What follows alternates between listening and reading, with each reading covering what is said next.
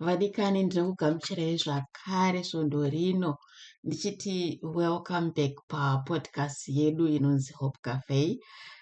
Ndinoimba kuti makava nesvondo rakanaka. So I just want to pray ndisati ndatanga kutaura. Baba, ndinokutendai nhasi. Ndinokutendai nekuti tendera mukana uno Mwari wandiri kuzosheya shoko renyu, kugoverana shoko renyu nani zvaikachagona kuzorinzwa iye wamuchatendera kunzwa shoko rino. Baba, itai kuti anonzwa shoko iri abatsirwe naro, asimudzirwe mweya wake, akadzikisirwa asimudzirwe, ari kurwadziwa munyama, shoko renyu ripinde pakadzikadzika mumabhonzo, rirape nyama dzinorwadza, nekuti shoko renyu ibenyu Mwari, shoko renyu izwi renyu. Mazviita panguva inei Mwari, mweya mutsvene, shandisai muromo wangu, zvamakateya, zvamakaronga, ndigonesei kutsanangura zvinonzwisisika, zvinobatsira vamwe, zvinosimudzira vamwe, zvinondisimudzirawo neni, nemuzita raJesu ndanamata. Amen. Saka vadikani, ndadzoka zvakare. Ndinokutendai nekuti sapota nekungoteerera zvatinechitaura. Moza zvinongobhowa ungoposa chino and then hapana anenge achiteerera kuti pari kumbonzi chii. Saka ivo vanoteerera vacho, we really appreciate, we thank God for you. Thank you for the time kungotora nguva iyo yokuteerera shoko racho. I hope kuti zvinokuitirai zvakanaka kana kuti muri kubatsirwa naro. Kana paine vamune muchiziva vane need that word, you are free to share with them. Vanenge vada kusubscribe just for new content, munobaya subscribe button kuti at least pakauya imwe futi shumiro munoramba muchingonzwa muchisimudzirwa mweya wenyu. So chinangwa chedu chekuti tibatsirane zvakanyanya nevamwe, kungosheya nezveshoko raMwari. And we always say kuti hatisheye nekuti tinoziva stereki kana kuti tiri nani kana kuti tiri vatsvene. Tinongosheya because mwoyo wedu unodokwairira kusheya, kugovana nevamwe nezvaMwari, Mwari zvavakatiitirawo, zvavanotiitira zuva nezuva. Saka this week da kutaura hangu neshoko riri kuna Hebrews 12 and rakanangana neupenyu hwedu hwemazuva ese, kurarama kwedu kwepanyika panapa. And we all know kuti zuva nezuva rine zvaro, zuva nezuva rakatongotakura zvaro. Hapana anoziva kuti mangwana kuchauyei. Mwari ndivo vanotoziva. Saka shoko raMwari apa rinotisimbisa, this Hebrews 12, kuti tizive kukutarisa, kuti mangwana auya nepasuro yausingambobvera wakumbira, pamwe haisi pasuro yakanaka, pamwe harizi shoko rakanaka, kana kuti ndezvakanaka. Anything can happen. Hapana anotomboziva mangwana, hapana anoziva gore rinouya kana mwedzi unouya. Mazuva edu ese ari mumaoko aMwari. Saka isu tinotenda nezuva ratinetapiwa nhasi naMwari, nekuti ndivo vane remangwana. Saka Hebrews inotaura kuti izvoni pachapter 12 apa panoti, naizvozvo nesuwo zvatakakomberedzwa negore rezvapupu rakakura rikadai, ngatibvisei zvose zvinoremedza nechivi chinongotinamatira nyore, uye ngatimhanyei nokutsungirira nhange mutangi yatakaisirwa. Pavhesi 2 panoti, tichitarira kuna Jesu, muvambi nomukwanisi wokutenda kwedu. Iye akatsunga pamuchinjikwa nokuda kwomufaro wakaiswa pamberi pake, akashora kunyadziswa kwose, uye akandogara kurudyi rwechigaro choushe chaMwari. That is a powerful word there, my friends.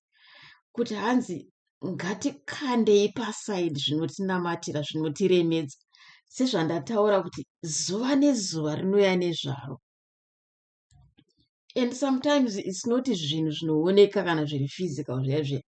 Mirangariro chaiyo munoziva kuti inorema. Kuti munhu anoswera akarereka musoro nezviri kushandika musoro make. Saka zviri kutaura kuti ngatiisei pasaidi zvinotiremera izvozvozvo. Ende mirangariro through experience ndakadzidza kuti haukwanisi kungotokanda mirangariro just because wangodecida kuti ngaindizvikande uko mhane zvimirangariro izvi zvinonditadzisa zvinondikanganisa. Hazviite wega. Zvinhu zvemweya zviri so complicated because mimwe mirangariro inobva kune wakaipa chaiko. Anenge atotuma nhume dzake dzichitotenderera payadhi yako musi iwoyo I don't know how they work, kuti mirangariro inoswera yakakuremedza aukofunga kuti wazogonei. Hapana, because wakaipa ndozvaanenge achida kuti iwo mweya wako urambe wakatsikirirwa, ugare wakatsikirirwa, ugare wakakundwa, like kuita sekuti hapana hope muupenyu huno. But ndakadzidza kuti mirangariro iyi inotoudzwawo Mwari kuti batsirai mirangariro yangu, plus neshoko ravo chairo chairo rinotaura kuna Corinthians, handauzenge ndasecha hangu vhesi iyo, but inotaura kuti hanzi I capture my thoughts to the obedience of Christ. Ivhesi yekuti munhu unokwanisa kudeclare papfungwa dzako chaidzo kuti I capture my thoughts to the obedience of Christ. Ndinoramba mirangariro isingabve kuna Mwari. Ende zvinhu zvemweya ndezvekutaura vadikani. Makambozvifungawo here kuti kung'anga kuya hanzi muchishona zvinonzi hanzi kuteketera. Kuteketera it's like hamene kuti isusu maKristu zviiginoerei.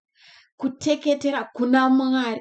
Moziva kuti vekwakaipa remember kuti wakaipa aitombova ngirozi yekudenga nditi achishandira Mwari. Saka anoziva zvinoshanda, saka vanhu vake vanomushandira vanotoziva zvekuita. Vanoteketera vaya vachiteketera nezvemweya yakaipa, zvemweya yetsvina, zvezvino nezvozvozvo kuti zvishande. Vanoziva kuti ndo zvinoshanda mumweya izvozvozvo. Saka nechiKristu kutenda kuna Mwari vadikani, kuteketera kunoshanda. Teketera shoko raMwari. Teketera shoko raMwari, vhura Bhaibheri uchitaura, wombovarumbidza, wombonamata, kana uchigona ndimi wombotaura nendimi, kunyanya kana usingadzigone ndimi dzacho. Taura uchirumbidza Mwari. Teketera uchiti shoko renyu makataura zvakati, makati ndiri mukundi nekupfuurisa, makati handizi wekumashure, handizi muswe, makandiitawo pamberi, makati munoziva ndangariro dzamunadzo pamusoro pangu, ndangariro dzamunadzo hadzisi dzekukundikana asi dzezvakanaka. NdiJeremiah 29:11 uyo, uchitaura uchiteketera, uchitaura uchiteketera zuva nezuva. You find kuti mirangariro yeye manje yakaipa inokuremera yeka inozoshaya pekushanda, inozoshaya pekugara, because murangariro wako uri kuzadza neshoko raMwari. Ende kutaura kunoshanda zvakanyanya. Ndozvandamboreva kuti izvo ukaona kuti mirangariro iri kukufasa zvezve kuti mawarisa zvinhu zvausingagoni kugadzirisa, because ndo zvinoitika kuti munhu unoita awari nezvinhu zvausingagoni kugadzirisa. Unogona kuti awari chaiyo neremangwana, ugoita awari nemwana nhingi, apa ukafunga kuti wari yacho yazomubatsirei, hapana zvayabatsira. Iri kutokudhirisa iwe, pamutodhirisa mwoyo wako, iri kutodhirisa utano hwako. Pane something chakaipa chairi kutokanganisa mauru, because ndo aim wakaipa iyoyo. Saka mirangariro yedu vadikani yakakosha zvakanyanya. Pane shoko rina Proverbs, I think ngeProverbs 4 inoti hanzi chengetedzai mirangariro yenyu, mwoyo yenyu kupfuura zvese zvingarindo. Ende Jesu pane pavanozotaura nemadisciples avo chiti hanzi izvo zvinhu zvese zvinoya mumurangariro womunhu zvinozobuda muromo munhu zvinee zvabva mumwoyo make. Kuti munhu angotaura njee, anotaura because zvakapakirwa imomo, zvakasherufwa imomo, azowana mukana wokutaura kuti mazomutsika konzi, mozoti hei, vakaromba zvavataura. Ndaisingambotarisira kunzwa mashoko akadaro kubva kuna mai nhingi. kana kuti kubva kuna baba nhingi kana kuti kubva kune munin'ina wangu, because ndo zvaakaromba mwoyo make. Saka neshoko raMwari ngatirombe ishoko mwoyo medu vadikani, because kana wariromba mwoyo mako shoko iri handiti hameno kuti kuromba correct shona here, but I think kuti but in a good way. Kune kuromba kwakaipa I know, but ngatiise shoko raMwari, pakira shoko raMwari mumwoyo mako, kuti mirangariro wakaipa kana yauya handiti there is hardly place yekutambarara. Hapana pekutambarara because makazarisa makapfachuka neshoko raMwari. Mirangariro yako like it's a training thing my friends. Unototraina mirangariro yako kugara muna Mwari. Unogona kutora vhesi 1 chairo unoti nhasi ndine ndichitaura nezve ndichimeditata nevhesi iri, pandinowana mukana I just repeat it over myself, I just speak it, I just meditate it. Kadai ukasana mukana kungoritaura, kungoverenga kuti naizvozvo nesuwo zvatakakomberedzwa negore rezvapopo rakakura kudai. Mazuva ano mabhaibheri taakuatakura pafoni kubva patoo nenguva ka. Foni yako nebhaibheri rako haumboshaya vhesi unongofamba uchizvitaurirawo musi iwoyo uchinyatsotaura vhesi rako. Iye Psalms 91 inozikanwa vanhu. It's so powerful, it's so powerful. Uchitaura uchiitenda, kwete kutaura hameno kune zvisingazikanwa. Uri kutaura kuna baba vako, uri kutaura naMwari mweya mutsvene, and paunenge uchitaura mweya mutsvene anenge achitobuildawo, vachiinstola mazwi aya mauri, vachiaisa mauri kuti agare mauri, urambe uchiarangarira. Saka hanzi ngatiregei kuzviremedza nezvinhu zvinorema nezvivi zvinongonamatira. Saka ndingoti the only way to do that is kupakira shoko mauri, kupakira shoko mauri, nekutaura shoko racho iri, nekutaura naMwari, ende nekutaura chaiko chaiko. Even kungotaura kuti nhasi ndinorambidza mirangariro yese isiri yaMwari muspesi yangu, ndinokubhanai mese, ndinokushayisai mukana. Iwo zvinosaunda kunge zvisina basa, but it's so powerful. Pane zvatotaramuka pawataura izvozvozvo, paunenge uchitaura uchitenda kuti zvandiri kutaura ndo zvazviri kutoita. Because munoziva kuti ukaverenga Proverbs 18 ya 20-21 hanzi mashoko ane simba rekuuraya kana kupa upenyu. Saka pauri kutaura hanzi mirangariro yese yakaipa isiri yekwaMwari ndinokurambidzai nhasi muspesi yangu, mumba mangu, panzvimbo pangu, kana kuti muofisi mangu, kana kuti whatever pacho, ndinoramba mirangariro yese yakaipa nhasi. Taramukai, ndinokurambai. I welcome the joy of the Lord nhasi. The joy of the Lord is my strength. The joy of the Lord is my strength. Ndinotora the joy yaMwari ndinoipfeka kunge bhachi. Taura. Teketera shoko raMwari mudikani. Teketera shoko raMwari. That's the only way you can win this war yemazuva ese usingazwa kuti nhasi kunei, pamwe nhasi kwafuma kune gore dema, unorikunda nei gore. Taura shoko raBaba. Mwari vakatisikira kutaura. Taura shoko. Saka pavhesi 2 pazoti ndichivhara zvangu hanzi tichitarira kuna Jesu. Ari kureva kuti tichikopa zvakaitwa namambo Jesu, handiti kuti hanzi kunyange vakanga vakatarisana nemuchinjikwa, it wasn't an easy thing muchinjikwa. Even kana iwe ukaimagina chaiko kuti you are set kuzoendeswa kuzonobayiwa kuzonodii nenguva yakati. Imagine yourself in that situation, kuti ndo situation yanga ina Jesu iyoyo. Hanzi iye akatsunga pamuchinjikwa nokuda kwomufaro wakaiswa pamberi pake. Hanzi akazvidza kunyadziswa kwese. Saka pazviri kunzi isusu ngatikopei, ngatitarirei bhuku raJesu retikope zvavakaita, kuti zvinotambudza zvinonetsa zviripo panyika handiti, but asi tine upenyu husingaperi. Vadikani, kana wagamuchira Jesu hapana munhu anokwanisa kukubira upenyu hwako husingaperi uhu. watougamuchira hwahwako. Saka iwe chitarisa, chimhanya wakatarisa kwauri kuenda kuti Mwari zvauda kuti uite, direction yauri kuti Mwari vaite, despite zvinonetsa, because zvinonetsa zvagara zviriko, no matter what. Unogona icho chokwadi chandiri kutaura, because unogona kuita mufaro svondo rino, ndatenga mota, ndazodii, mugopembera mugoita pati, svondo rine zvaro, mangwana acho pamwe akutochema pamwe watosuwa kuti watorereka musoro, because that's life, ndo life iyoyo. Saka ndo iri kunzi neshoko, ngatitarirei kuna Jesu, muvambi nomukwanisi wokutenda kwedu. Ngatikopei bhuku rake kuti anga ane focus, aiziva kwaakafokasa, aiziva zvaakatarisa, Saka newe ziya kwawakatarisa.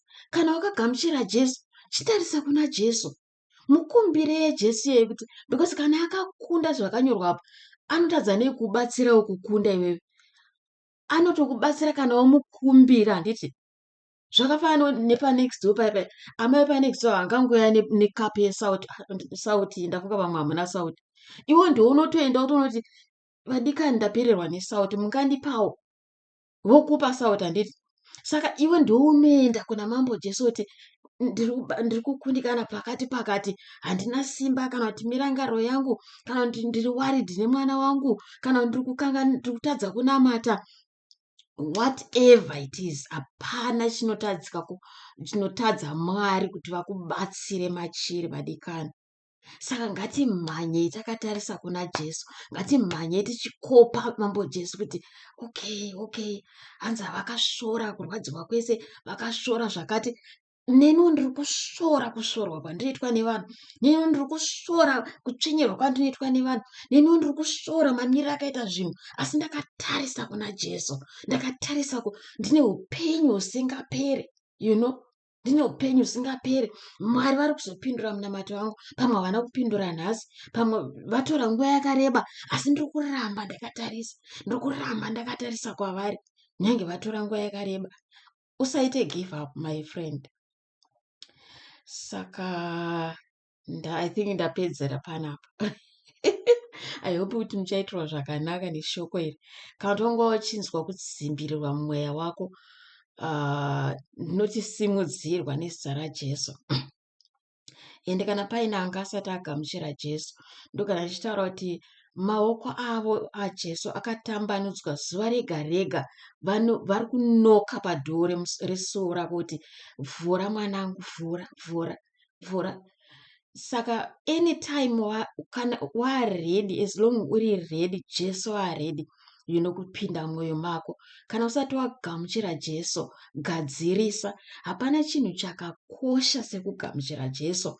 Tingararame upenyu tigoita zvipi nezvipi, asi Jesu vakakosha kuti vave ndomusimboti hweupenyu hwedu, because upenyu hauna meaning kana usina Jesu vadikani, haureve chinhu kana usina Jesu upenyu.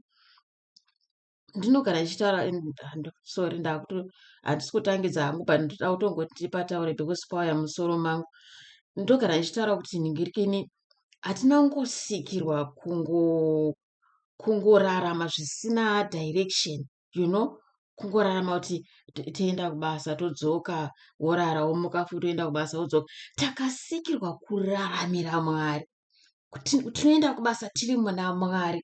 Ndosaka Apostle Paul achiti, kana uchishanda zvezvekubasa kwenyu, handiti don't wait kuti supervisor vakuteverere vachizokukorekta vachiona kuti kushanda here. Hanzi shanda sekuti Mwari vakakutarisa iwewe, nekuti tiri kushanda muna Mwari, nekuti Mwari nguva yega yega vakatitarisa. Hanzi vakatarisa panyika, ukazotarisa kuna Psalms 33 zvakanyorwa izvozvo, kuti Mwari vanotiona every minute, every hour. Saka takasikirwa purpose vadikani. Pane vhesi yandangoverenga ndichivhara, iri kuna Mabasa eVapostori 17 pavhesi 26, inoti hanzi kubva pamunhu mumwe chete rakureva Adhamu, handiti Mwari vakasika ndudzi dzese dzigere panyika. Hanzi uye akavatarira nguva nenzvimbo dzavo dzavangagara, handiti pa 27 pavati hanzi Mwari akaita izvi kuitira kuti vanhu vagomutsvaka, kuti zvimwe vangamuwana kunyange zvakasiri kure nomumwe neumwe. Saka tinangosikirwa zvepanyika panapa, because panyika panapa panopera vadikani. Hapana ndakambonzwa vakagara zvakanaka zvachose. Vana Hitler vaityisa, vaiitwa nevanhu, vana Cecil John Rhodes, vanani vatinoziva vese, vanani mhenu vaityisa vari kupi nhasi? Saka funga nezveizvozvo kana uchirarama panyika. Usaone sokuti kungova nezvinhu zvatokwana. Zvinhu zvinopera izvi, zvinoita ngura izvi, unozvisiya izvi. Hapana munhu akambovigwa nemota 7 nemabhazi ake nerori dzake nengoro. Unozvisiya, vanhu votosara vachitorwa, iwe tova kutodyiwa nehonye. Saka zvakakosha kuva neupenyu husingaperi. It is so important kugadzirira upenyu hwako, mweya wako, kuti kana wabva panyika, mweya wako ugamuchirike kuna Mwari vadikani. Zvinogoneka izvi nekugamuchira Jesu. Ndingazorebesa hangu, but ukaverenga kuna John 14 uko, tsamba yaJohn 14 inojekesa zvese pachena. Saka Mwari vakuitirei zvakanaka, muve nesvondo rakanaka. Tinoimba kukuonai futi svondo rinotevera. Musakangwa nekusheya nevamwe vamunofunga kuti vangangoda kunzwawo meseji. Mwari vakuitirei zvakanaka. Baba, ndokutendai nemunhu wese muchakonzeresa kuti anzwe shoko iri. Ndokutendai nekurapa kunoita shoko renyu, nekuti shoko renyu ndimi. You are the word, oh Lord. We thank you in the name of Jesus. Amen.